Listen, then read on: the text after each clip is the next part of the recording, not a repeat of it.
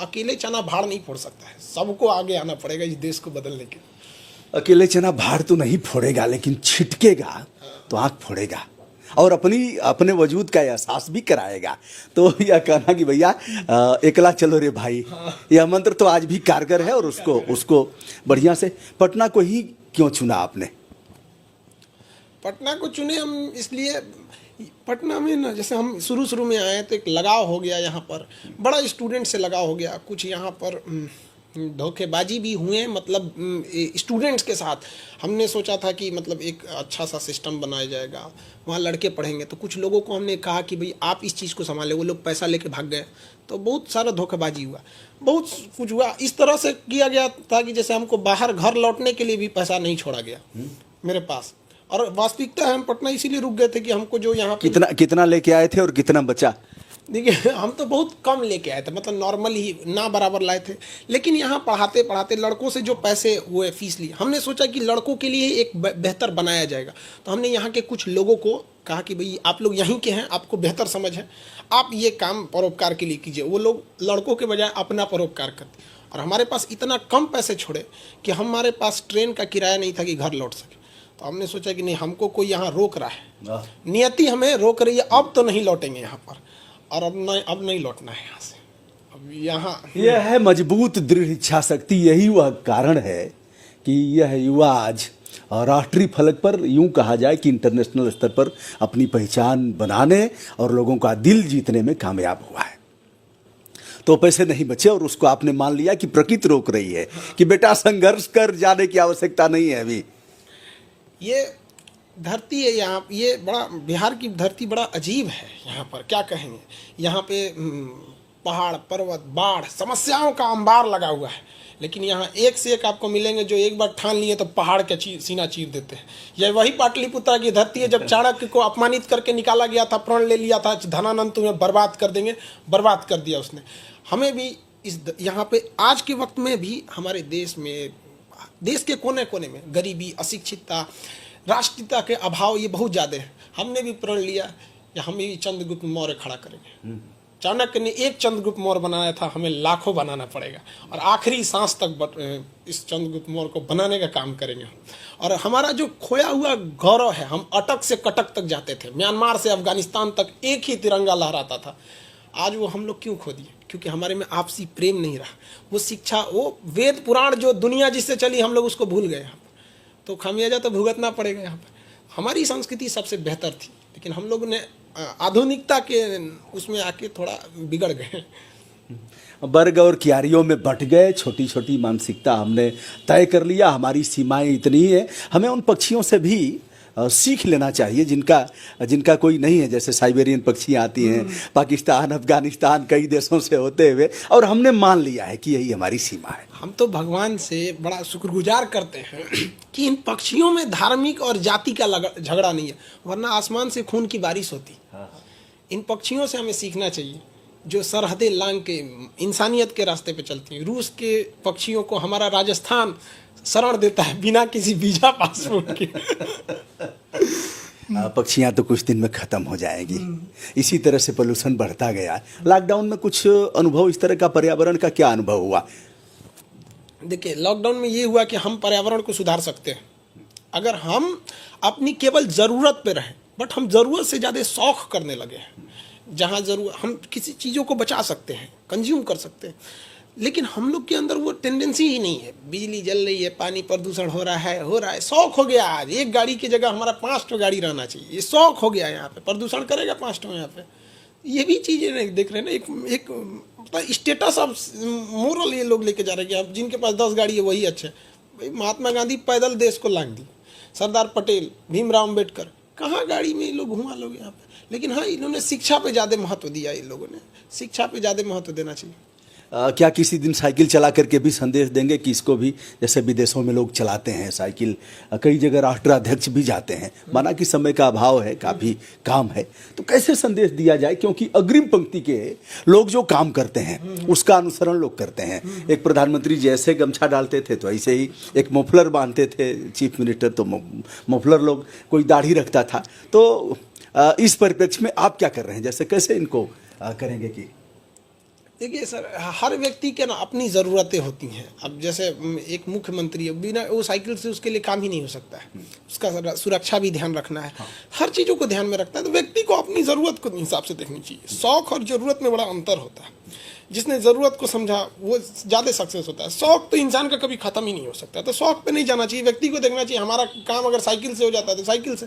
हम लोग भी जब थे, एक वक्त था जब साइकिल से चलते थे, फिर देखे कि नहीं अब साइकिल से नहीं हो पाएगा, टाइम ज़्यादा लग जाता है, बाइक से नहीं हुआ तो भैया अब ज़्यादा गाड़ी से चलना पड़ेगा। तो जैसे स्वतः प्रेरणा से अगर छोटे छोटे काम लोग ऐसे करना शुरू कर देते तो हमें लग रहा है कि पोल्यूशन पर जो प्रदूषित माहौल है, वातावरण है, उसमें हम लोग, और फ्यूल भी उतना नहीं खर्च होता, हम लोग शारीरिक रूप से ठीक भी रहते। ऐसा करना चाहिए। हाँ, इस पर तो करना जरूर चाहिए। तो फिलहाल पटना की हम कोचिंग में हैं दोस्तों, और यहाँ खान सर के साथ हैं। दोस्तों, और भी कुछ विषयों पर हम बात करना चाहेंगे। जैसे अभी हम लोगों की चर्चा हो रही थी कि न्यायपालिका को भी हम लोगों को सुधारना है, क्योंकि मालिक तो हम लोग हैं। न्यायपालिका के मालिक हैं, कार्यपालिका के मालिक हैं, इनके नेताओं के मालिक हैं, और हमने मान लिया है कि भैया हम कैसे बोलेंगे, हम बोलेंगे तो लोग क्या कहेंगे और हमारा अनिष्ट हो जाएगा। आपके ऊपर भी कुछ मुकदमे दर्ज हुए थे, क्या मामला था?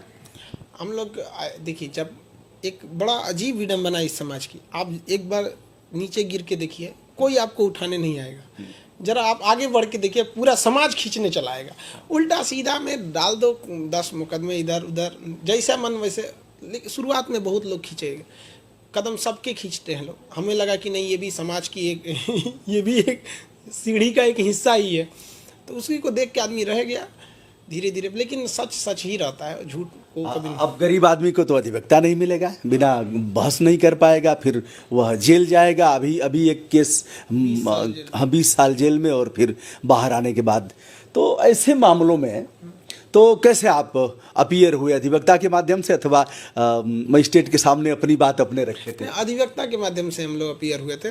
तो ये सब, लेकिन जो आपने बात किया कि बहुत से ऐसे लोग हैं जिनके पास वकील नहीं मिल पाते हैं, और हमको पता नहीं क्यों ऐसा फील होता है। मतलब ऐसा, अब हम ये तो ये वकील लोग बताएंगे कि कुछ वकील लोग भी कुछ ज़्यादा लंबा कर देते हैं, क्योंकि उनके लिए भी आय का जरिया वही है। एक मुवक्किल का अगर 1 साल में केस फाइनल हो जाए या 20 साल में हो जाए, तो ओवरऑल में तो फ़ायदा उनका भी है। और कुछ न्यायपालिका में भी बड़ा मतलब लूप होल है। अब शबनम का जो केस है, 7 हत्याएं हैं, और इतने साल से आप झेल रहे हैं उसको। 2012 में दामिनी निर्भया हत्याकांड हुआ है, 2012 सबूत गवाह सब कुछ होता है, तो 2020 में फांसी दे रहे हैं। अभी इस साल 2020 में एक लड़की को हरियाणा में, निकिता तोमर को गोली मार दी, सीसीटीवी फुटेज में है। उसको किस काम का आपको आपकी न्यायपालिका जी? हाँ, मतलब आपके अब क्या चाहिए आपको? हमको तो लगता है कि अगर कोर्ट में बैठ के भी मर्डर किया जाए ना, तो 10 साल तो आराम से टाइम मिल जाएगा जज साहब के सामने। अब शायद ये बात कंटेम्प्ट टू कोर्ट ना हो जाए। हम अपनी बात, वाक और अभिव्यक्ति की स्वतंत्रता का अधिकार है, हम कहेंगे जज साहब से। हम तो चीफ जस्टिस ऑफ इंडिया के सामने बैठेंगे, उनकी औकात नहीं है कुछ। देखिए, कई बार ऐसा हुआ है, लोग कहते हैं खड़े हो जाइए, हाथ खड़े कर दीजिए। आपको किसने अधिकार दिया जज साहब कि हमको खड़ा करेंगे, आप मुर्गा बनाएंगे? तो हमारा फंडामेंटल राइट है। हम और इस पर भी लड़ा जाएगा। बहुत सी लड़ाइयाँ हुई हैं, बहुत होगी। ये एक हमको अपना पर्सनल ऐसा लगता है कि समाज अब जाग रहा है। जब से डिजिटल हुआ है ना, तो ये जाग रहा है। एक हिस्सा है जो इस डिजिटल मीडिया को इस्तेमाल देश को तोड़ने के लिए कर रहा है। वो एक अलग मानसिकता है, वो लोग हैं, उसको हम नेगलेक्ट करते हैं। पर देश में ये चीज़ जाग रही है, और आने वाले कुछ सालों में हम बहुत बड़ा बदलाव देखेंगे। और जो हम लोग ये झेल रहे हैं ना, न्यायपालिका, व्यवस्थापिका, ये सब बनाया किसने था? अंग्रेजों ने। और क्यों बनाए थे? ताकि भारतीयों को दबा के रखा जाए। इसमें एक बहुत बड़ा चेंजिंग की बहुत ज़रूरत है, खास करके न्यायपालिका में। कहा जाता है ना कि देर से मिला न्याय ना अन्याय के बराबर हो जाता है। 20 साल बाद किसी को न्याय मिल रहा है, क्या मतलब बनता है इसका? दोस्तों, एक बार हमारे अधिवक्ता ने हमसे कह दिया था कि आप हाई कोर्ट के सामने धरने पर बैठिए। मामला था अमिताभ बच्चन वाला, और हमारा फैसला उच्च न्यायालय लखनऊ में लगभग 2 सप्ताह तक सुरक्षित रखा गया था। तो हमने उनसे कहा कि सर पिटवाएंगे क्या हमको? तो उन्होंने कहा कौन मारेगा और हम किस लिए हैं? हमने कहा अरे सर, कभी हाई कोर्ट के सामने कोई धरना पर बैठा है और यह अवमानना की बात होगी। उन्होंने कहा था सीबी पांडे, उन्होंने कहा कि देर से मिला हुआ न्याय न मिलने के समान है, और आप कह रहे हो कि हमारा फैसला जल्दी करिए। ये आपका मौलिक अधिकार है कि हमारा फैसला जल्दी करिए। साहब कितना दिन लटकाएंगे? हम यह नहीं कह रहे हैं कि हमारे पक्ष में करिए। तो ऐसे मामलों पर भी ललकारने की जरूरत है। एक और चीज़ समस्या देखिए, टाइम लाइन का भारत में कोई मायने नहीं रखता है। आप कोई परियोजना देखिएगा ना, शायद ही होगी कि भाई 2024 में पूरा होना था 30 में होगा। हर चीज़ में न्यायपालिका से लेके ये तो एक टाइम लाइन की वैल्यू रखनी चाहिए। यहाँ पे इंडिया में अब देखिए ना, टाइम लाइन की खराबी कहाँ से शुरू होती है? घर से शुरू हो जाती है। शादी में जाना है 10 बजे, पहुँचेंगे 11 बजे, वो वहीं से आदत लग गया यहाँ पे। तो इंडिया में एक बहुत बड़ी खराबी है, टाइमिंग की बहुत बड़े वैल्यू नहीं है यहाँ पर, और ये ज़्यादा हो जाता है न्यायपालिका। लेकिन वहाँ तो ज़रूरी जाना चाहिए, क्योंकि किसके जीवन का सवाल होता है। इस समय कितने बच्चे हैं जुड़े हुए जो शिक्षा प्राप्त कर रहे हैं? बहुत बहुत मतलब एप्लीकेशन, खान सर ऑफिशियल जो एप्लीकेशन है उस पर 13-14 लाख लड़के उस पर हैं। यहाँ जो क्लास में बैठ के पढ़ते हैं बहुत ये भी हैं। मतलब अब स्टूडेंट बहुत अब इतने हैं कि सर हमें एडमिशन क्लोज करना पड़ता है, आप संभाल नहीं पाते। वास्तविकता यही है। लड़के अब कहते हैं कि सर आप बदल गए हो। हम लड़कों से कहते हैं भाई हम नहीं बदले। हर व्यक्ति की एक क्षमता होती है। 13-14 लाख लड़कों को अकेले कोई कितना झेलेगा? बहुत क्या इसका कुछ और विस्तार करना चाहेंगे अन्य प्रदेशों में, बिहार के अलावा, जैसे उत्तर प्रदेश है, अन्य जगहों पर? नहीं, विस्तार तो है, ऑलरेडी है, ऑल ओवर इंडिया है। ऑनलाइन एप्लीकेशन के थ्रू ऑनलाइन लड़के पढ़ते हैं, विस्तार है। लेकिन वही हो गया ना कि एक व्यक्ति के ऊपर 13-14 लाख लड़के का जब बोझ आ जाता है ना, तो कभी कभी अजीब होने लगता है। और एक वो भी चीज़ है कि जब मतलब बहुत ज़्यादा अगर हो जाते हैं स्टूडेंट, तो एक बड़ा जिम्मेदारी का फील होने लगता है, बहुत ज़्यादा जिम्मेदारी लगने लगती है। लगता है कि नहीं, अपनी बात को भी इंसान 2 बार सोच के बोलता है। गुस्सा आता है तो क्या करते हैं? जैसे कभी स्वाभाविक प्रक्रिया है, गुस्सा आएगा, क्या करते हैं? जैसे अब ऑनलाइन क्लास में गुस्सा आया, 2 दिन छुट्टी दे देंगे। ऑफलाइन में आया तो पुलिस वाला डंडा रखे हैं, ये भी करते हैं। हाँ एकदम। बच्चों के मौलिक अधिकार का हनन नहीं होगा? देखिए, कभी कभी कुछ मौलिक कुम्हार जो होता है ना, वो मिट्टी के अगर अधिकार को देखेगा तो उसको सांचा नहीं दे पाएगा। अगर पत्थर छीनी वाला देखेगा कि हम पत्थर को मारेंगे, इसका अधिकार, इसको कष्ट हो रहा है, तो मूर्त नहीं दे पाएगा। तो कभी कभी मजबूरी में पीटना पड़ जाता है, और जरूरी भी है। क्या वह प्यार की भाषा जब नहीं समझते हैं तब ऐसा होता है? कब होता है? वो लड़कों में भी लगता है, लड़के भी समझते हैं कि सर हमारे लिए पीट रहे हैं, जो भी कर रहे हैं। मैंने एक बार डंडा पकड़ लिया था मास्टर साहब का। कभी ऐसे बच्चे अगर उदंड मिल जाएंगे तो? नहीं, ऐसा हमारे यहाँ नहीं होते हैं सब। यहाँ पे लड़के भी समझते हैं। देखिए सर, एक और चीज़ है, अगर शिक्षक, हम बता रहे हैं, लड़का कितना भी बिगड़ा हुआ रहे, कितना, एक विधायक जी का लड़का है हमारे यहाँ, मतलब अब विधायक जी का है तो उनमें अलग ही रुआब है उसको। और अभी बिहार का विधायक, पूछिए, हाँ विधायक जी, उसको हम पीट दिए। अब वो शाम को लेके आया अपने विधायक जी को। हम उसको पढ़ाए, उनके पिताजी के सामने आए, हम समझाएं कि देखिए तो विधायक जी तो सिस्टम के साथ आए हो। हाँ, अरे मत पूछिए उनको। अब विधायक का तो अपना रुतबा है भाई, क्या पूछेगा। आए हमारे पास, हम कहें देखो भाई, तो हमको लगता है राजनीतिक हो जाएगा। बाद में उन्हें समझाएं तो विधायक जी मेरे सामने कहें कि आप इसको 2 डंडा और लगाइए। तो गार्जियन भी देखते हैं, अगर शिक्षक रियल में अपनी कर्तव्य को निभा रहा है तो स्टूडेंट भी समझता है। लेकिन आप बताइए, टीचर सरकारी स्कूल में, सरकारी स्कूल को किसने डुबाया? टीचर्स ने। आज एक प्राइवेट कोचिंग, हम लोग जैसे शिक्षक के पास अगर 12-12 लाख लड़के पढ़ने आ रहे हैं, मतलब क्या है? सरकारी स्कूल, वहाँ पे धोखा दिया गया है। वहाँ से अगर वहाँ जिम्मेदारी निभाई गई रहती तो हमारे पास कोई क्यों आता? नहीं आता ना। तो ये गड़बड़ है। अगर आप कर्तव्य निभाएंगे ना, आप लड़का को पीटिए, जो भी समझता है हमारे लिए कर रहे हैं, बशर्ते प्यार। हाँ। उसमें भी, उस पिटाई में भी प्यार होना चाहिए। दोनों होता है, पढ़ाई, हंसी मजाक, पिटाई, सब चीज़ यहाँ ऑल इन वन।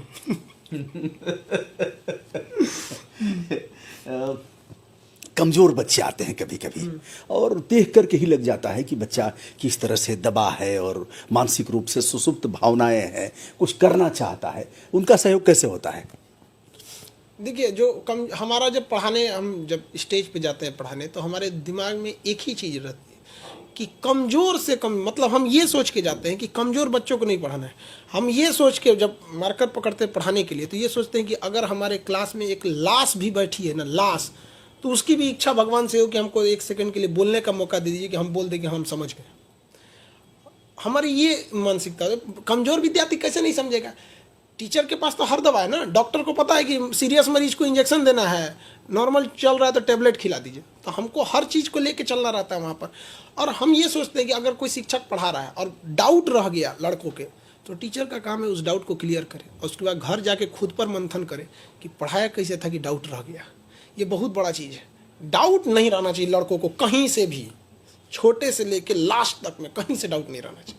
बहुत बड़ी बात कहा कि हमें भी मंथन करना पड़ेगा घर जा करके कि चूक कहाँ हुई है, और आगे और कैसे बढ़िया तैयारी करके हमको बेहतर परफॉर्मेंस देना है। इस तरह से सोचते हैं आप जा करके, और बच्चों का चेहरा याद होता है कि यहाँ चूक हुई है। हमको याद है कि हमसे 2016 में भी जो लड़का क्वेश्चन पूछा था, हमारे पढ़ाने के बाद जो टॉपिक में हम पढ़ा दिए, कंप्लीट टॉपिक हो गया, उसके बाद भी वो लड़का अगर सवाल पूछा था, हमको आज भी याद है। और हमको आज भी आत्मग्लानि होती है, वो लड़का हमसे कैसे पूछ दी, मतलब ये हमारे में गलती रही। तो हम नेक्स्ट हमेशा सुधारते रहता।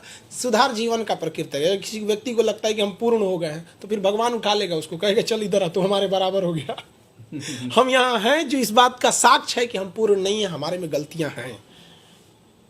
पढ़ाए हुए बच्चे किन किन मुकाम तक पहुँचे होंगे कुछ? अब बहुत ज़्यादा सर, मतलब देखिए हम क्या बताएं, ये कुछ लड़कों की शिकायत भी रहती है कि सर आप बुलाते नहीं हैं, मतलब बाकी जगह में इतने ज़्यादा हैं सर कि किसको संजोग नहीं बन पाता है। पढ़ाना भी है, सब कुछ देखना है, इसी में हर जगह पे अपने अपने जगह पे सेटल है, जो जहाँ है सब खुश हैं। कुछ ऐसी फिल्में जो भीतर तक अपील की होंगी आपके भीतर, कुछ है ऐसा संज्ञान? हाँ, बहुत सी फिल्में हैं, जैसे 3 इडियट हो गई, माझी द माउंटेन मैन हो गया। ये सब फिल्में एकदम मतलब लगती है कि नहीं, इंसान सब कुछ कर सकता है, बस एक मार्गदर्शन की ज़रूरत है, एक जुनून की ज़रूरत होनी चाहिए। उमराव जान की यह लाइनें, मुश्किल नहीं है कुछ भी अगर ठान लीजिए, ऐसा चरित्रार्थ हो रहा है खान सर के साथ। और आज हम बैठे हैं, बातचीत हो रही है। बच्चों से क्या संदेश, जैसे वैश्विक रूप से आप उन बच्चों से क्या संदेश देना चाहते हैं जिन्होंने अपना आत्मबल गंवा दिया है? हम नहीं कर पाएंगे, हमसे नहीं होगा, हम कैसे, हमारे समझ में यह बात नहीं आ रही है, हम अब पढ़ नहीं पाएंगे, हम उस मुकाम तक नहीं जा पाएंगे, क्या कहना चाहेंगे? देखिए, ऐसा लड़कों की अगर सोचते हैं तो हनुमान जी को देखिए, उनको पता था कि लंका जला देंगे, पहाड़ उठा लेंगे, जामवंत की ज़रूरत। तो हर व्यक्ति अपने आप में बहुत बलशाली है, ज़रूरत एक जामवंत की जो उसे जागृत कर सके। हर लड़का भारत माँ का, इस धरती का ज्वालामुखी है, और वह ज्वालामुखी की अहमियत किसी को तब तक समझ में नहीं आती जब तक वो फटता नहीं है। लड़कों से कहते हैं कि अभी दुनिया बहुत मतलब ताने देगी, अभी कांच हैं, चुभते हैं, जिस दिन आईना बनेंगे पूरी दुनिया देखेगी यहाँ पर।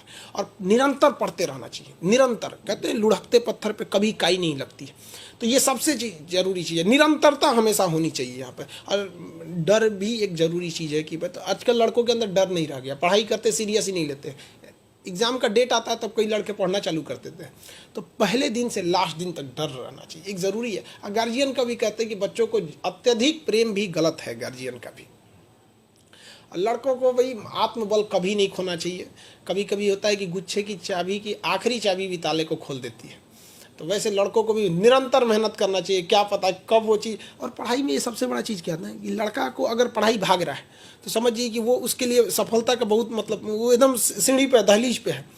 क्योंकि अक्सर देखिएगा ना, जब घाव ठीक होने वाला रहता है ना, बड़ा दर्द करने लगता है, वहाँ पे खुजली होने लगती है, लोग उसको नोच देते हैं लोग। तो बस उसको अगर डर लगने लगा, नहीं हमसे नहीं होगा, हमसे नहीं होगा, वो वहीं भागता है। अरे वो लास्ट दहलीज पे है, बस यहाँ से थोड़ा सा और पढ़ लेगा। जिस दिन पढ़ाई में उसको इंटरेस्ट आ गया ना, फिर वो सब कुछ छोड़ देगा पढ़ाई के लिए। बस इंटरेस्ट जगना चाहिए। इंटरेस्ट जगेगा कैसे? कोई भी चीज़ में इंटरेस्ट सिंपली जग जाता है। जो चीज़ हमें आता है उसमें इंटरेस्ट है, जो चीज़ नहीं आएगा हमें इंटरेस्ट नहीं रह पाएगा उस चीज़ में। जो चीज़, जैसे कोई महिला अगर खाना अच्छा बना लेती तो उसको खूब इंटरेस्ट आएगा। उसको कह दीजिएगा कि मैच देखो, तो मैच महिला को उसको पता ही नहीं लॉन्ग ऑन क्या होता है, मिड ऑफ क्या है, कीपर क्या चीज़ है, बैटिंग बॉल ओवर क्या चीज़, पता ही नहीं है, इसलिए उसे इंटरेस्ट नहीं है। लेकिन पुरुष को पता है क्या चीज़ है, सड़क पे लाइन लगा देता है। तो जो चीज़ हमें पता है, अब हमारे भी कुछ 1-2 कजन हैं जिनको क्रिकेट बहुत अच्छा लगता है, लड़कों की तरह उनको भी नशा है। तो बस पता है हमको ये चीज़ आती है, वो आएगा उसको। और लड़का इसी से भागता है, कहता ना हमारा इंटरेस्ट नहीं है, झूठ बोलता है वो, उसको वो चीज़ समझ में नहीं आ रही है। जिस दिन उसको समझ में आ जाएगा ना, वो इंटरेस्ट लेगा, अभिरुचि जग जाएगा, अपने से जग जाएगा वो चीज़ में, जिज्ञासा आएगी उसमें। और वो उसी टीचर से भागता है ना जिसमें वो कमज़ोर है। टीचर को भी चाहिए ऐसे बच्चों को मनोबल बढ़ा के, समझा के, एकदम सब नॉर्मल होते हैं लोग। और जितने लड़के कमज़ोर हैं ना, हम तो देखते हैं अक्सर वही इतिहास रखते हैं। मतलब शुरुआत में जिन्हें भगाया गया स्कूल से, भीमराव अम्बेडकर पढ़ने में तो खराब नहीं थे, लेकिन क्लास के बाहर बैठाया गया। एल्वा एडिसन बल्ब की खोज की, उनको लोग मजाक बनाते थे लोग स्कूल में। जितने लोग जिस पर ये जग हंसा है, उसने इतिहास रचा है। तो बच्चों को घबराना नहीं चाहिए।